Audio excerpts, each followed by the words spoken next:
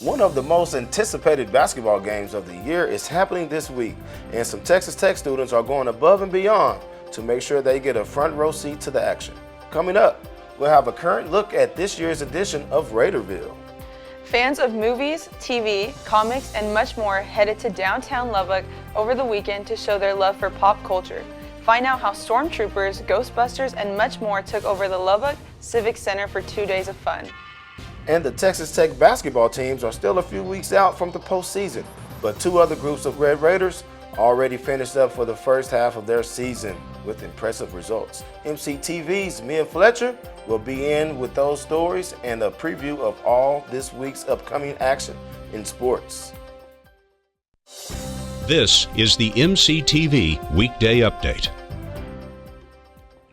Welcome to the Monday edition of the MCTV Weekday Update. I'm Peter Richardson. And I'm Haley Renteria. In less than 2 days, the Texas Tech men's basketball team will be taking on the Texas Longhorns in a historic matchup in the United Supermarkets Arena.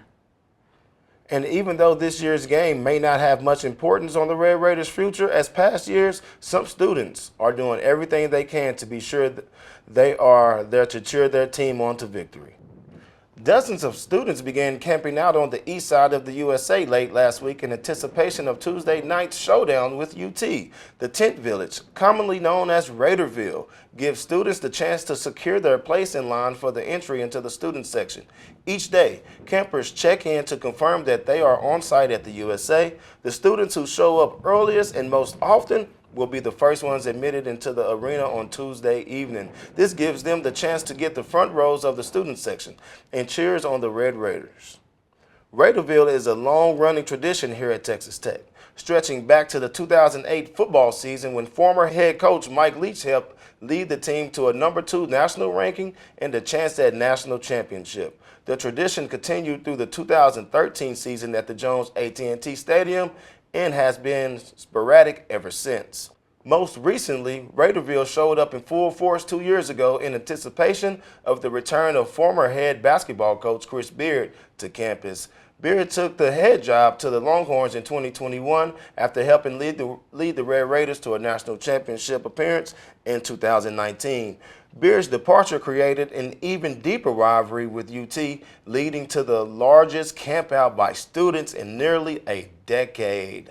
Tomorrow's Tech versus Texas matchup is the last officially scheduled basketball game between the Red Raiders and Longhorns before UT leaves the Big 12 at the end of this season. This will be the 157th time the two teams played and potentially the last time the Red Raiders and Longhorns will ever meet up on the court in Lubbock.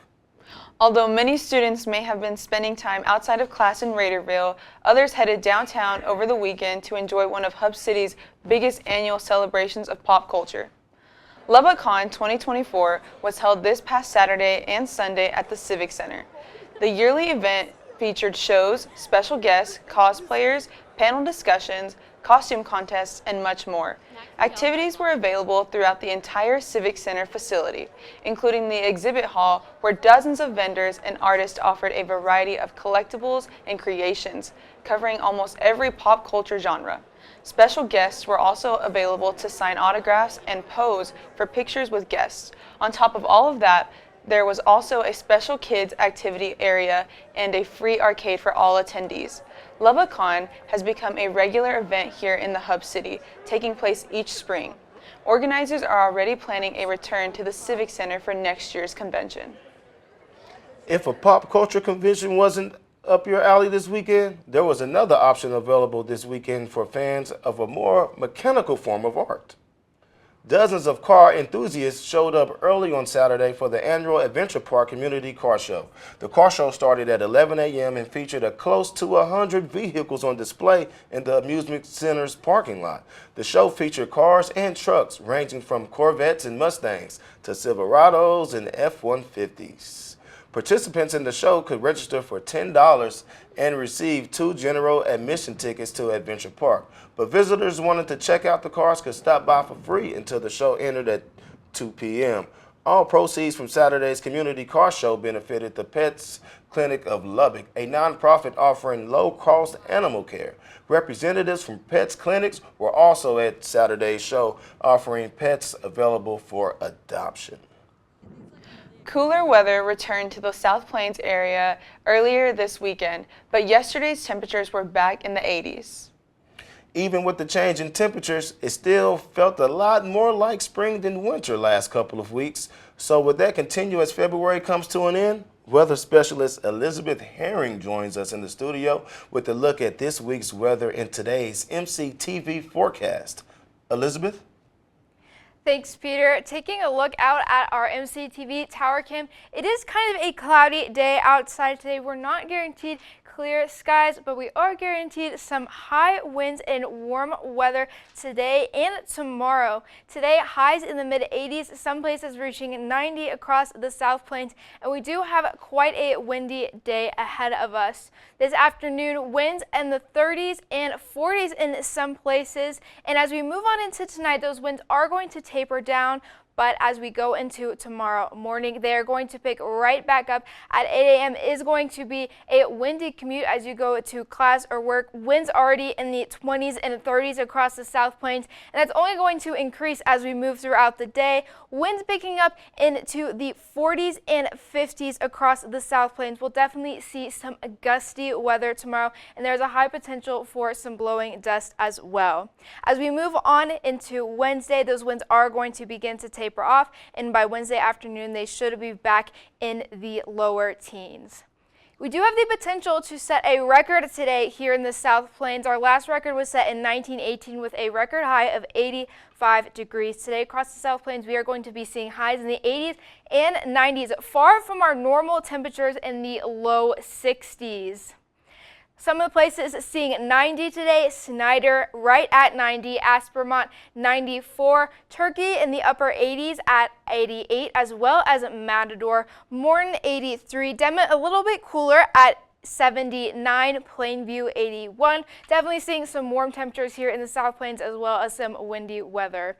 Tonight is going to be a mild night all across the area. Some places not even dipping into the 50s. Snyder 62, Aspermont 64, Turkey in the 60s at 63. Demet pretty cool at 53, Morton in the 50s at 57, Plainview right at 55. And that wind is going to die down tonight, but tomorrow is going to pick right back up. Tomorrow is a warmer day, but it is cooler than what we'll see today. Instead of highs in the 80s and 90s, we're going to be seeing highs in the 70s and 80s. Snyder 82, Aspermont 85, Turkey 81, Plainview 76, Demet 74, Morton sitting at 76 as well.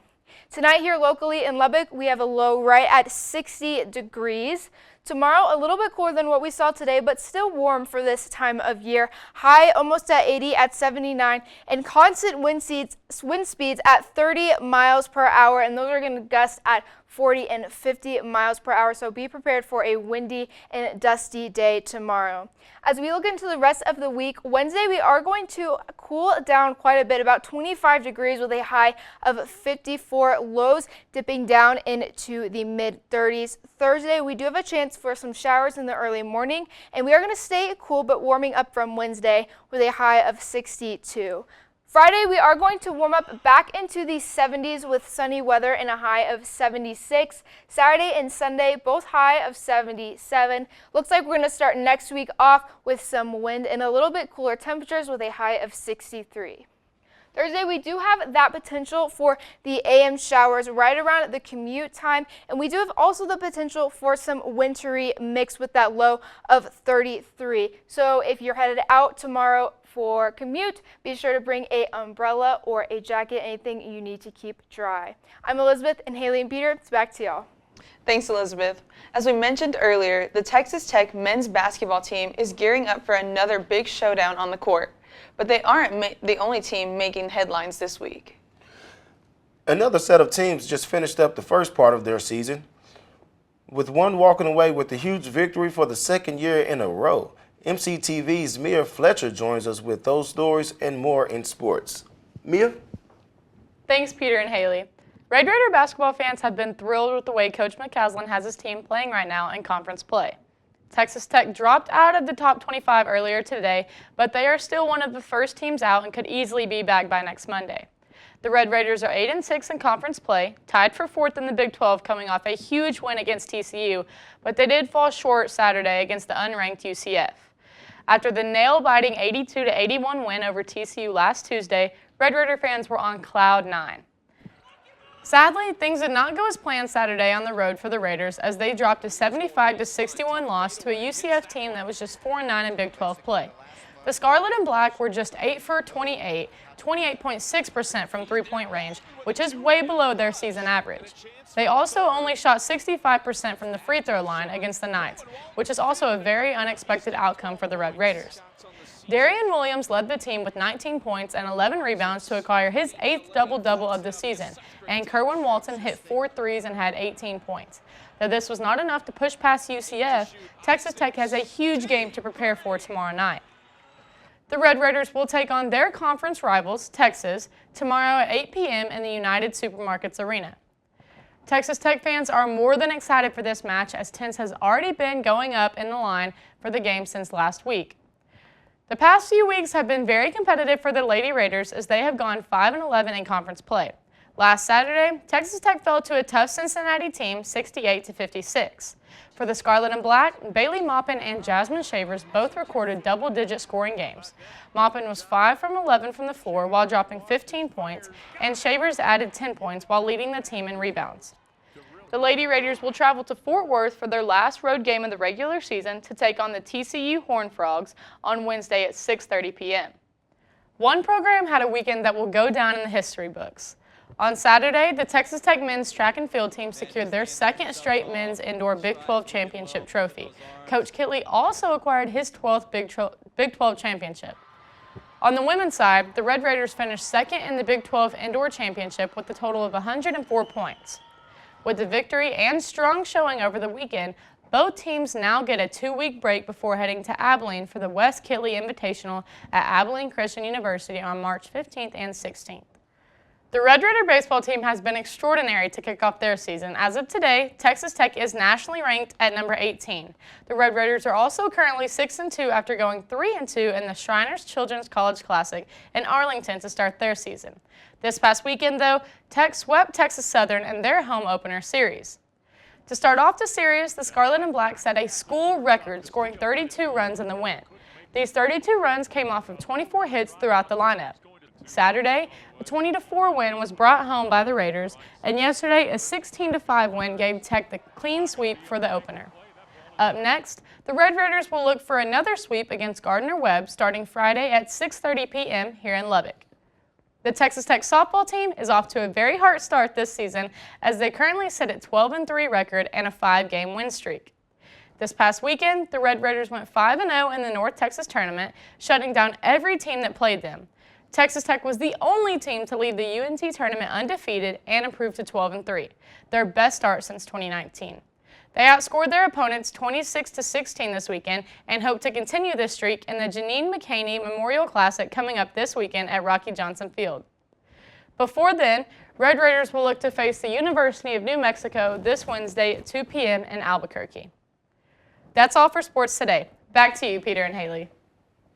Thanks, Mia. Students here on the Texas Tech campus have access to a variety of resources, but many don't even know what they're paying for.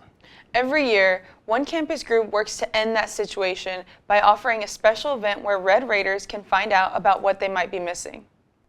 The spring edition of the Texas Texpo took place last Tuesday in the Sub Ballroom. Hundreds of students took time to stop by the event and visit with representatives from dozens of departments and groups from all over campus.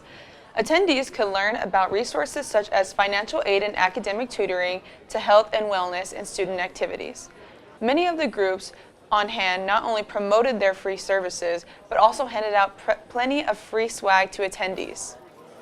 First Gen is a free program, so is Transfer Connection, and it also talks about the Writing Center. There's a bunch of freebies that they hand out to remember them by. But yeah, just to learn about what you pay for with your tuition. Along with tons of information provided during Tuesday's event, students could also enter raffles, grab giveaways, and play some games. The event is organized and hosted by the Office of Student Engagement every fall and spring semester. If you missed out on this semester's Texas Texpo, you can find out more all about the free resources available to students by visiting studentengagement.ttu.edu. So Haley, did you have a chance to stop by and check out all the campus resources at the Texpo? I didn't, did you? No, didn't really have the time, but I can't wait to go. It did look like fun. Yes, ma'am. That's all for today's edition of the MCTV Weekday Update. Thanks so much for joining us, and be sure to check ttuhub.net every day for more news. We'll see you on Thursday.